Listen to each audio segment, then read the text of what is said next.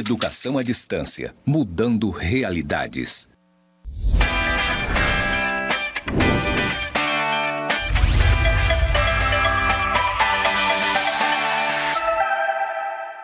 Olá, aluno, olá, aluna, seja bem-vindo à primeira aula da disciplina Comunicação e Linguagem. Eu sou a professora Andréa dos Santos Oliveira e agora eu farei minha audiodescrição. Eu estou dentro do estúdio de gravação do Instituto Federal de Rondônia, Campus Porto Velho, Zona Norte. Atrás de mim é uma parede branca. Do meu lado esquerdo está escrito EAD Mudando Realidades em letra verde. Eu sou uma mulher branca, cabelos encaracolados. Estou usando uma camisa de manga longa na cor branca, uma calça jeans azul. O sinal que me identifica na comunidade surda é este. Bem, nesta primeira aula, vocês vão estudar um pouco mais sobre a concepção de linguagem, a produção de texto. O que é linguagem? Porque a gente fala muito a linguagem, disciplina comunicação e linguagem. Mas o que é linguagem? O que você entende por linguagem? Essa prática tão importante para nós seres humanos. Há várias concepções de linguagem, essas concepções elas vão se transformando no decorrer do tempo e eu trouxe para vocês algumas com as quais eu mais identifico. Para começar, eu trago uma citação do filósofo russo Voloshinov e ele diz que a linguagem não é um dom divino, nem um presente da natureza. Ela é o produto da atividade humana coletiva e reflete em todos os seus elementos tanto a organização econômica quanto a sociopolítica da sociedade que a gerou. Quando o Voloshinov diz que a linguagem não é um dom divino, ele quer dizer que a linguagem ela é aprendida, Nós aprendemos a linguagem nos processos de relações, nas trocas com outras pessoas, E essas trocas podem ser também através dos livros, E aí, há vários tipos de linguagem também, E aí, se eu sempre me comunico com pessoas que usam a linguagem coloquial, que é a linguagem popular, as chances de eu utilizar a linguagem coloquial popular são grandes. Agora, se eu também me comunico, se eu também leio livros em que foram escritos usando a linguagem culta, eu também irei me apropriar da linguagem culta. Mas o que ele quer dizer com isso é que a linguagem ela é aprendida, é uma conquista, do ser humano. E vocês também já devem ter ouvido, e talvez vocês já até disseram, como é difícil escrever. Falar é bem mais fácil que escrever. E por que isso acontece? Porque são duas linguagens distintas. A fala é uma linguagem, a escrita é uma outra linguagem bem diferente. Não é? Por quê? Porque escrever, você está exteriorizando, os seus pensamentos, as suas ideias, você precisa fazer toda uma organização, fazer todo um planejamento, decidir para quem você está escrevendo, qual a escolha, qual é a variante linguística mais adequada, não que você também não tenha que fazer isso na linguagem oral, Inclusive, há situações da linguagem oral que você precisa fazer igualmente toda essa preparação, este planejamento. Por exemplo, nessa situação aqui de aula, estou utilizando a linguagem oral, mas eu fiz toda uma preparação. Então, depende muito a diferença entre a linguagem oral e escrita, mas vai depender muito da situação.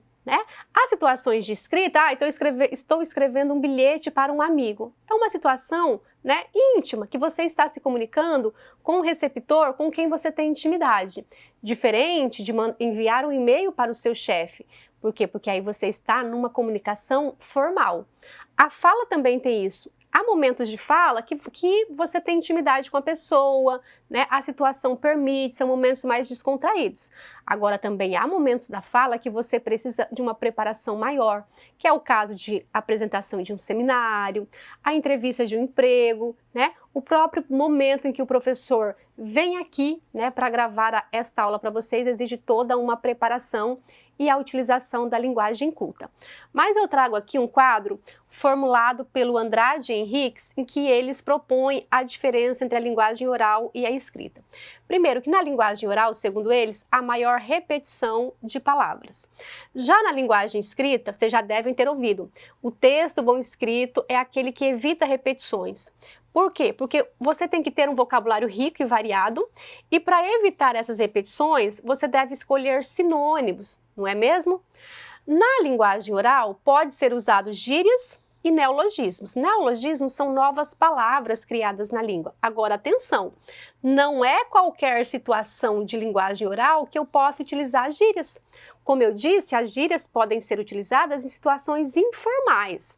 Na apresentação de um seminário, na entrevista de um emprego. Não, aí você deve utilizar uma linguagem culta, uma linguagem formal, tá?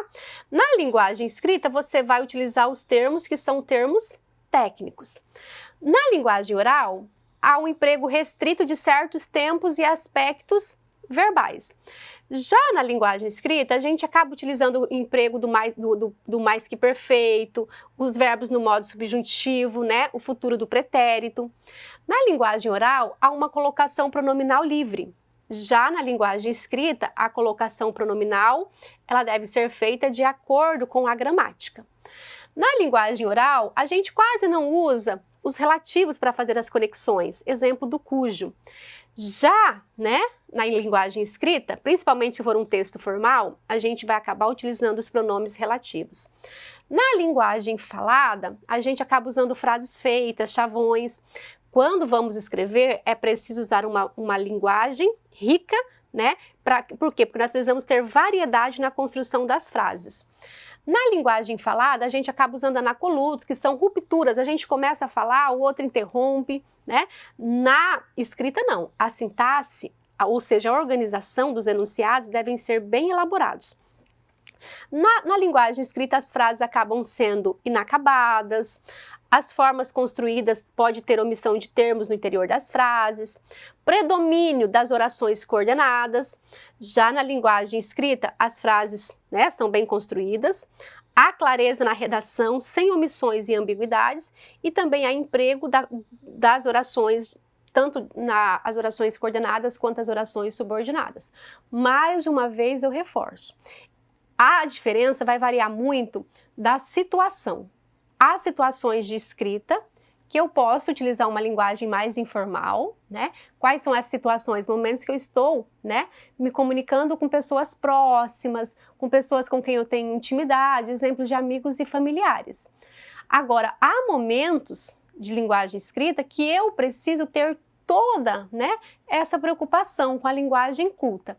Na linguagem falada também, né, vai depender da situação, com quem eu estou me comunicando, com que intenção, o local onde eu estou me comunicando. Então é muito importante isso, porque você vai decidir se você vai utilizar uma linguagem mais culta ou mais coloquial quando você decidir quem é o seu receptor, para quem eu vou falar, para quem eu vou escrever. Isso é fundamental. Tá certo? E também é importante saber que a linguagem, né, toda língua, ela tem muitas variedades. E isso não é problema, pelo contrário. Todo país, ele é rico, né, em cultura. E a língua faz parte da cultura de um povo. Então, se um país como o Brasil é tão rico em cultura, ele também é rico, né, na sua linguagem, ou seja, nós falamos, né, a maioria das pessoas aqui falam a língua portuguesa, mas essa língua portuguesa, ela é falada de maneiras diferentes, que é o que nós chamamos de diversidade linguística. Então, um importante linguista brasileiro, que é o professor Marcos Banho, ele afirmou que a língua é um organismo vivo que está em constante processo de transformação. Isso significa o quê? Que a sociedade muda. E quem produz a língua, a linguagem? A sociedade. Conforme a sociedade muda, a língua também vai se transformando para atender às necessidades dessa sociedade. E a diversidade linguística, ela depende de vários fatores. Um desses fatores são as variações regionais. Veja, quem mora no norte, né, tem a sua maneira própria de falar. Tem algumas palavras, alguns termos usados na região norte. Quem mora no Nordeste, né, tem outra maneira, e aí também a diferença, né, lá no Nordeste, da Paraíba, né, é do estado de Pernambuco, por exemplo, é de Alagoas, também há essas distinções. Por quê? Porque cada região foi colonizada por um povo diferente. E esse povo que colonizou deixou lá as suas marcas, na cultura em geral, na comida, na música, na dança e, claro, deixou marca também na língua. Por exemplo, aipim Macaxeira ou mandioca? Eu falo mandioca, mas tem gente que fala macaxeira, tem gente que fala aipim. Qual é o certo? Todas essas formas são certas, porque a gente sabe que isso é uma variação regional ou geográfica, porque depende da região. Mas, além das variações regionais, que são aquelas que, né, depende da região onde a pessoa vive, existem também as variações sociológicas. O que quer dizer isso? A variação sociológica depende muito do contato que a pessoa teve com a linguagem culta. Uma pessoa que lê muito, que teve contato com os livros, que frequentou a escola por um grande período, as chances dessa pessoa utilizar a linguagem culta é maior. Já uma pessoa que por distintas razões quase não teve acesso aos livros, quase não frequentou a escola, as chances dessa pessoa usar a linguagem coloquial, que é a linguagem popular, que é a linguagem que não segue, né, todas as normas estabelecidas pela gramática normativa, as chances também são grandes. Ainda existem as variações situacionais, que é muito importante, tá? Que é aquilo que eu já comentei, depende da situação. Quando eu estou me comunicando, seja por escrito, seja através da fala, com familiares ou amigos, eu não tenho preocupação, né? Ai, se eu estou de fato utilizando a linguagem culta, se eu cometi algum desvio, né? Usei algum termo que não é aceitável pela gramática normativa. Não tenho essa preocupação. Por quê? Porque a situação me permite que eu utilize uma linguagem mais descontraída. Agora, em uma situação como esta, neste momento eu estou como professora, ministrando uma aula de língua portuguesa. Então, a situação exige que eu use a linguagem mais próxima possível da linguagem culta. Assim também, né? Esse é o bom falante. O Marcos Banho, ele diz que a língua é como se fosse um grande guarda-roupa. Por que ele compara a língua com um guarda-roupa? Porque quando a gente abre o nosso guarda-roupa, há roupa para várias ocasiões, roupa para ir à igreja, roupa para ir a uma festa, roupa para ir em um banho, roupa para ir para a escola, para a faculdade, não é mesmo? A língua também. O bom falante é aquele que sabe utilizar a variante adequada para as diferentes situações. Eu, por exemplo, você não vai em uma entrevista de emprego utilizando a linguagem coloquial. Por quê? Porque é o momento mais formal, porque o momento em que você deve, né, principalmente dependendo de qual emprego, né, você está ali participando da entrevista, utilizar uma linguagem mais culta. Você não vai, né, apresentar um seminário utilizando a linguagem coloquial, porque a situação exige também, neste momento, o uso da linguagem culta. E a gente sempre se comunica por texto, ou por enunciados, como dizia o Voloshino, que eu já falei dele para vocês no início. Mas o que é texto? É preciso que a gente compreenda essa noção de texto, porque às vezes um monte de palavras não são textos. Por quê? Porque para ser texto tem que ter coerência, ou seja, tem que ser organizado de tal forma que permita que o leitor construa sentido. Às vezes uma imagem, né, é um texto. Então vamos lá ver a definição de texto, e aí eu trago Terra, né, com uma citação dele, para você entender. Então Terra diz que texto é uma criação humana que nos transmite algo, que vamos chamar de sentido, ou seja, para ser texto, tem que permitir a produção de sentido por parte do leitor. É por isso que, para isso, o seu texto tem que estar bem organizado. Um texto mal organizado, né, parágrafos mal estruturados, dificultam que o leitor construa sentidos. E se dificulta a construção de sentidos, é porque não é texto. Então, olha só, o texto, por ser uma produção cultural, produzido por sujeitos, ele reproduz as crenças e as ideologias da sociedade em que foi produzido. Isso significa que o texto é marcado pela historicidade. Isso significa o quê? Que todo texto carrega as marcas do seu autor. Nós somos sujeitos históricos e culturais. Então, quando eu escrevo, eu estou colocando ali naquele texto as minhas crenças, não é mesmo? Ou seja, crenças que são muito próprias do lugar que eu ocupo, da sociedade, né, a qual eu pertenço e da época em que eu estou escrevendo. É por isso que quando a gente vai ler um texto, é importante a gente saber quem escreveu, o que essa pessoa pensava, em que época ele escreveu, quais eram as suas crenças, porque isso vai facilitar a leitura. Porque o que é ler? Ler é construir sentidos. Então, quando eu vou para o texto com informações a respeito do autor, da época em que foi escrito, qual era o objetivo daquele autor, isso vai facilitar o processo de leitura, ou seja, o processo de construção de sentidos.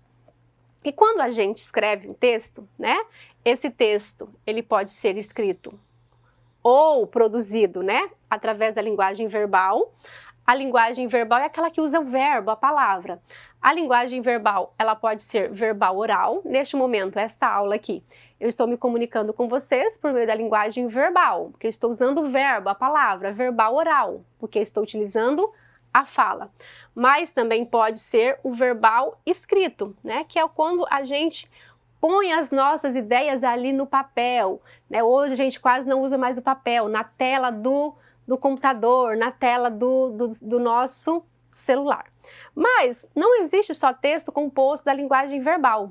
Há muitos textos também compostos por linguagem não verbal. O que é a linguagem não verbal? É quando o texto é formado por imagens, né? Olha só, aqui nós temos, por exemplo, uma charge. Este senhor, né, já de idade bastante avançada, está entregando este objeto, né, que parece ser o planeta, né, o que parece ser a Terra, para este bebê. E aí, quais são os sentidos, né, que o leitor constrói? E parece que aqui, né, tá saindo, né, uma pontinha aqui que me lembra, por exemplo, uma bomba. Então, você que está aí assistindo essa aula neste momento, quais os sentidos você construiu para este texto, para essa charge? Tenho certeza que você está construindo sentidos. É um texto, só que é um texto formado apenas por linguagem não verbal. Há vários textos formados por linguagem não verbal. Uma placa de trânsito, né? O próprio semáforo, o semáforo ali passa uma mensagem de atenção, né? De pare, de siga, então também é um texto formado apenas, né, ali pelas diferentes cores. E há também os textos que são considerados mistos. Quando que o texto ele é misto? Quando ele une as duas linguagens, a linguagem verbal e a linguagem não verbal. Exemplo, propaganda. E vocês da área de gestão comercial, certamente vocês vão trabalhar também com propaganda, porque vocês aí, né, vão trabalhar no comércio e o comércio precisa vender o seu produto e para vender o seu produto nada melhor do que uma boa propaganda. E a propaganda geralmente une a linguagem verbal, escrita, né? Olha só, bateu fome? Pede um hambúrguer. Mas além disso, aqui nós temos também a linguagem não verbal, que é a imagem deste hambúrguer bem suculento, bem gostoso, para quê? Para despertar a vontade, né, do consumidor de adquirir este produto, certo? Mas, apesar dos textos poderem ser verbal, não verbal e misto, nós vamos falar nesta unidade sobre o texto verbal escrito, não é? Que é aquele texto que muita gente tem dificuldade. As pessoas têm menos dificuldade com a fala do que com a escrita. Por que isso? Aí eu trago aqui uma citação de Durigan, que ele diz: escrever não é apenas traduzir a fala em sinais gráficos. Por quê? Porque a escrita tem normas próprias, tais como regras de ortografia, preciso dominar, né, as regras de ortografia, que evidentemente não é marcada na fala. Também, né, regras de pontuação, de concordância, de uso de tempos verbais. Entretanto, a simples utilização de tais regras e de outros recursos da norma culta não garante o sucesso de um texto escrito. O que o Durigan quer dizer com isso? Que não basta você dominar, né, a escrita, por exemplo, a ortografia. Eu sei, né, eu escrevo as palavras de forma correta. Não é só isso. Isso é importante, né? Dominar a ortografia das palavras, dominar os sinais de pontuação são bem importantes, mas não só isso garante a escrita de um bom texto. E o Durigan prossegue. Não basta também saber que escrever é diferente de falar. É necessário preocupar-se com a constituição de um discurso. Saber que quando você está escrevendo, você está produzindo um discurso, tá? Entendido aqui como um ato de linguagem que representa uma interação entre o produtor do texto e o seu receptor. Além disso, é preciso ter em mente a figura do interlocutor e a finalidade para a qual o texto foi produzido. O que o Duringer quer dizer com isso? Que quando a gente vai escrever, né, a gente precisa levar algumas coisas em consideração. Levar, sim, as regras de ortografia, de pontuação, né? Mas não só isso. É preciso definir o conteúdo. Este texto aqui, seja um e-mail, vou escrever um e-mail. Qual é o conteúdo deste e-mail, né? Além disso, quem serão os possíveis leitores deste e-mail ou qualquer outro texto? Por quê? Quando eu defino quem serão os leitores, os receptores, eu escolho a melhor variante, ou seja, o leitor vai ser o meu chefe, o leitor vai ser o colega de trabalho. Em situação de trabalho, eu devo utilizar a linguagem culta. Mas o leitor, né, é um cliente que não é formado na área de gestão comercial. Então eu devo, apesar de ter que utilizar uma linguagem culta, já que é uma situação formal, mas eu vou evitar o uso de termos técnicos. Por quê? Porque ele não fez o curso de gestão comercial. Então, se eu utilizar termos técnicos, ele pode ter dificuldade para compreender. Não, agora eu vou me comunicar com alguém que também fez o curso de gestão comercial. Então eu posso utilizar alguns termos técnicos porque a pessoa estudou esses termos e ela vai compreender. Então, definir quem são os leitores daquele texto, os receptores do texto, é fundamental, porque assim você vai escolher a variante mais adequada. Também o objetivo da produção. Sempre que você for produzir um texto, seja escrito ou falado, pensar: com que objetivo eu estou produzindo? Por quê? Porque este texto estará bem produzido se no final ele conseguir cumprir com o seu objetivo. Então, está escrevendo um e-mail? Qual é o objetivo deste e-mail? Está escrevendo um relatório? Qual é o objetivo deste relatório? Porque depois, você decidindo qual será o objetivo, você tem condições de avaliar se o texto foi bem produzido. Porque ele vai ser bem produzido quando o objetivo, né, puder ser atingido. Né? Definir o gênero que vai ser utilizado, são muitos os gêneros. Exemplo de gêneros: carta, bilhete, memorando, ofício, requerimento, procuração, relatório. E aí você vai definir também, né, qual é o gênero mais adequado. O suporte, né, ou seja, qual é o suporte no qual aquele texto vai veicular, se é o jornal, um mural de escola ou um mural do trabalho, se vai ser as redes sociais, uma revista, um livro. A variante linguística, né, que será utilizada, se culta, se popular. O tom, se vai ser um tom mais crítico, um tom mais irônico, um tom engraçado, entre outros. Tudo isso aqui é importante de você, produtor de texto, levar em consideração quando você for produzir o seu texto. Além disso, é preciso, né, levar em consideração que, para escrever, é preciso ter conhecimentos prévios sobre o assunto. Gente, ninguém escreve a partir do nada. A gente escreve quando a gente tem informações sobre o assunto. E aí, né, na minha trajetória como professora, eu vejo muitos alunos falando: eu estou com dificuldade de escrever. Principalmente quando chega no final do curso que vai escrever o TCC. O bendito artigo que precisa para a conclusão do curso, não é? Mas aí eu não sei sobre o tema. Então, veja, a atividade escrita geralmente é resultado de muitas leituras. Então, ninguém escreve bem sobre aquilo que não domina. Então, a escrita é consequência de muitas leituras. Eu vou escrever, né, sobre o meu artigo sobre marketing digital. O primeiro passo é ler muitos outros artigos, muitos outros livros que falam sobre o marketing digital. Por quê? Porque para escrever é preciso ter conhecimentos prévios sobre o assunto. Além disso, é preciso ter planejamento. Para escrever, a gente precisa planejar. Olha, eu vou começar o meu texto abordando este assunto. Logo em seguida, né, eu vou abordar outro assunto. Então, é preciso fazer um planejamento.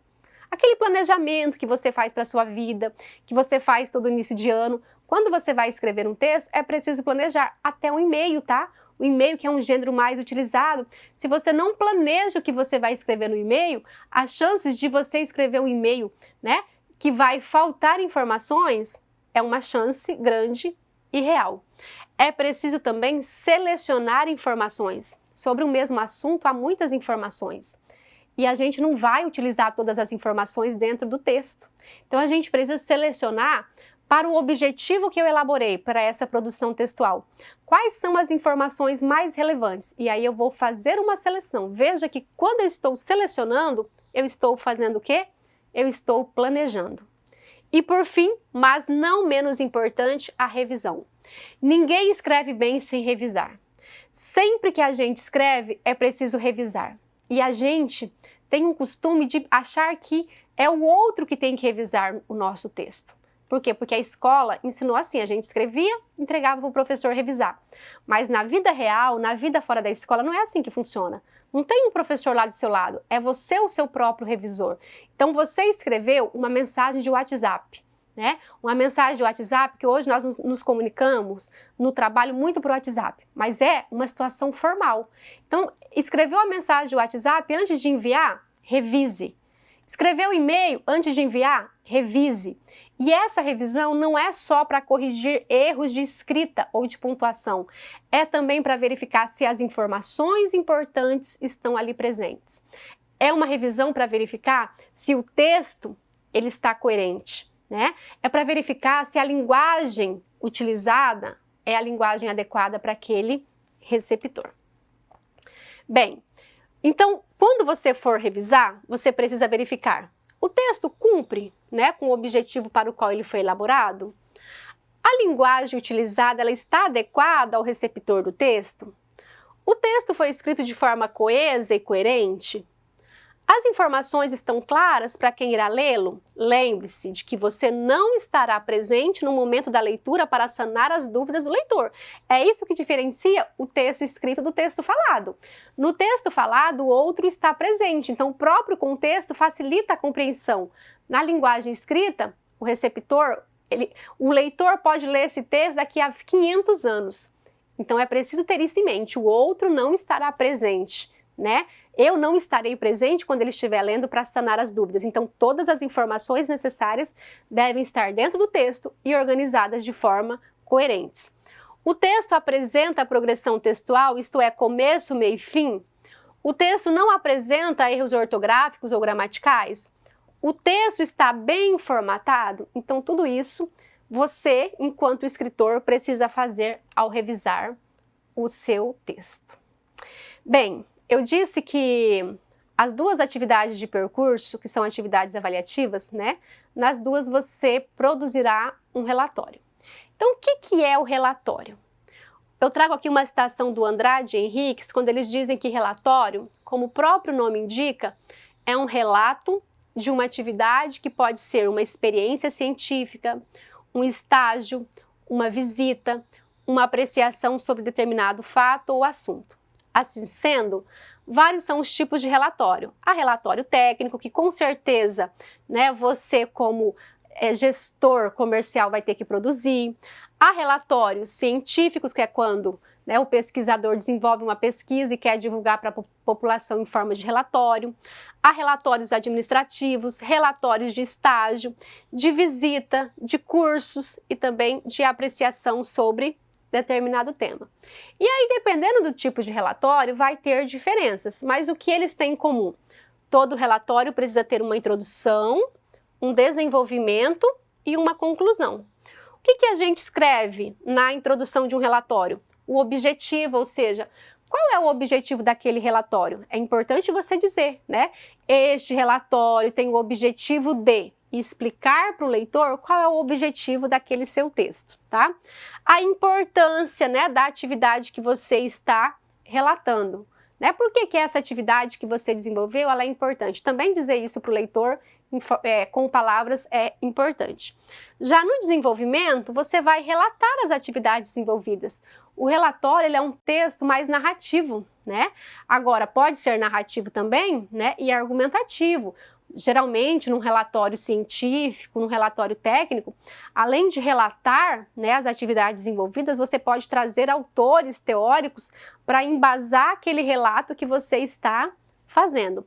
E na conclusão, você vai escrever quais foram as conclusões a que você chegou com a realização deste trabalho. Então, precisa ter essas três partes: introdução, né, desenvolvimento e conclusão. Como eu disse, vocês vão produzir um relatório nessa disciplina. E o relatório de vocês vão precisar trazer autores que vocês estão estudando nas outras disciplinas do curso. Professor, eu posso trazer ideias de outras pessoas para dentro do meu relatório? Não só pode, como deve. Agora, eu tenho que saber como eu vou fazer isso. Não vou trazer de qualquer jeito. Eu vou trazer em forma de citação. O que é uma citação? É quando eu pego, né, uma ideia, um texto que não é meu e trago para dentro do meu texto. A citação ela pode ser direta ou indireta. O que é a citação direta? É quando eu copio tal qual, né, está lá no livro, está lá no artigo que eu li.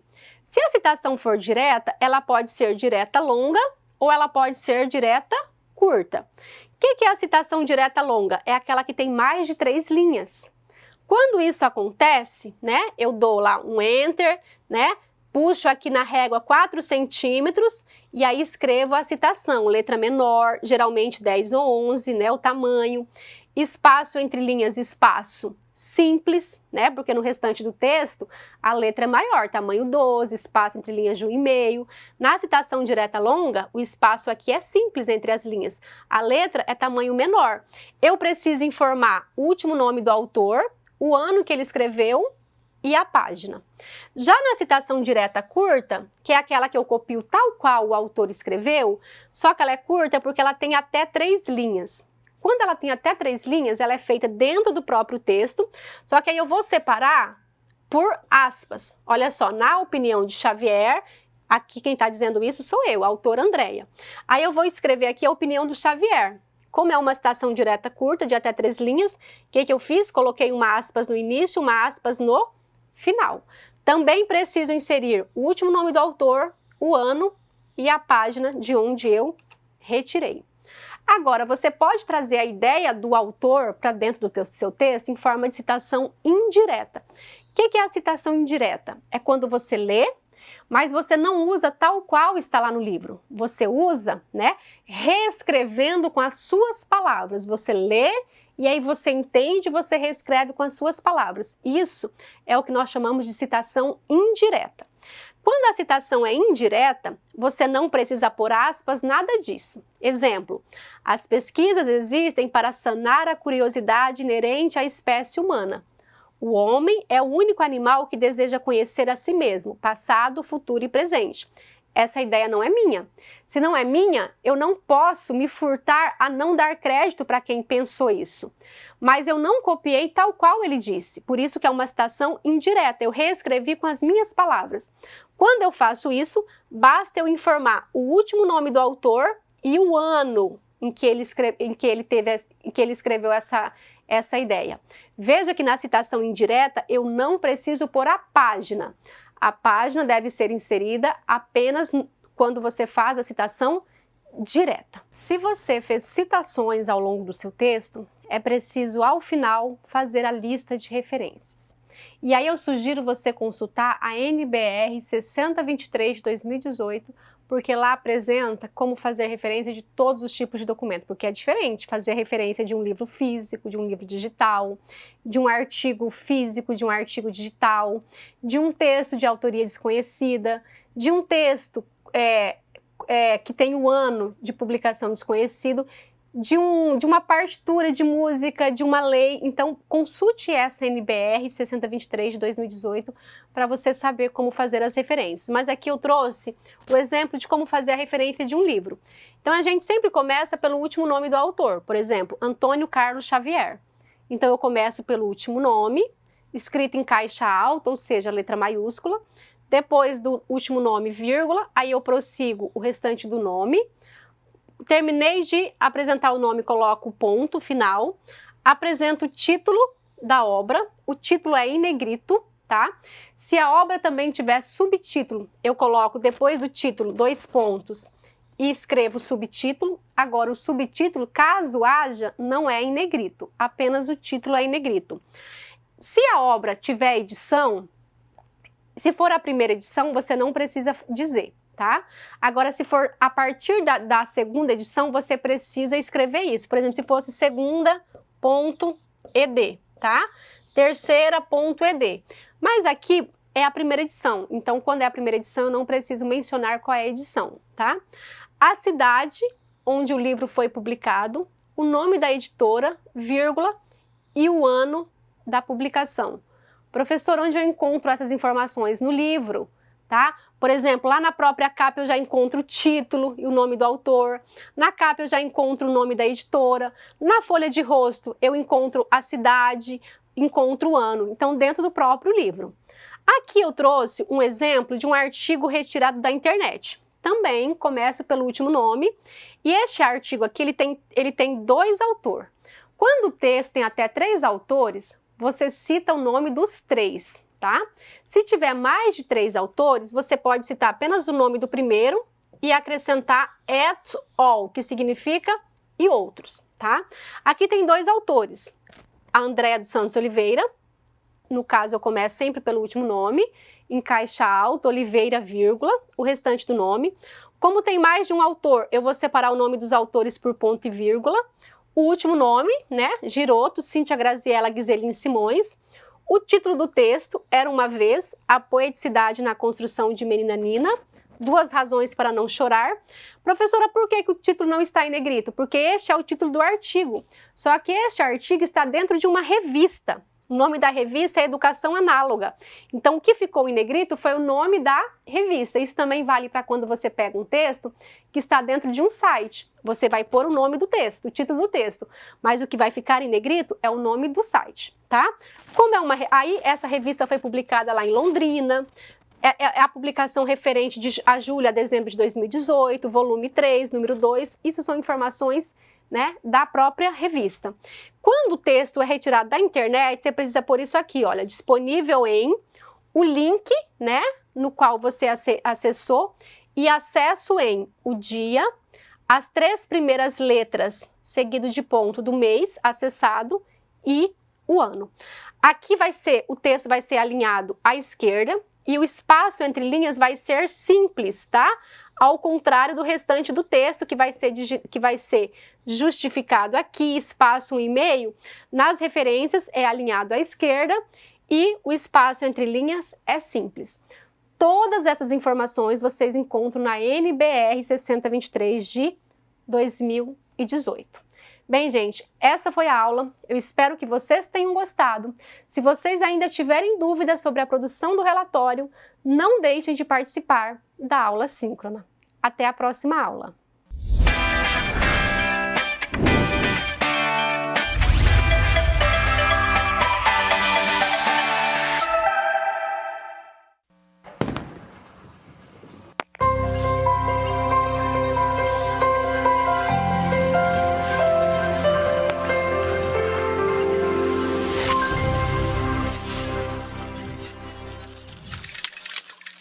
Educação à distância, mudando realidades.